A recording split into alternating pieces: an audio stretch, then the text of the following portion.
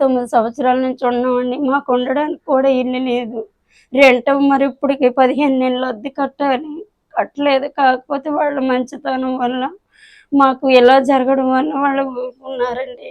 ఏదో ఇదిగా ఎలా అన్నా కట్టేయాలంటే కట్టలేని స్థితిలో ఉన్నానమ్మా మరి. ఆ అబ్బాయికి కూడా పెన్షన్ పెట్టుకున్నాం. సదరం వచ్చింది గానీ, మాకు సర్టిఫికేట్ వచ్చింది గానీ పెన్షన్ రావట్లేదు. సర్టిఫికేట్ వచ్చి 2 సంవత్సరాలయిందండి. ఎక్కడికో తిరిగాను. నా వల్ల అవ్వలేదు.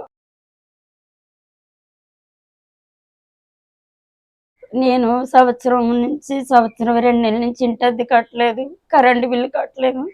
కరెంటు బిల్లు మీటరు పట్టుకుపోతానని మరి అతను కరెంట్ మేనేజర్ వచ్చి తీసేపోయారండి.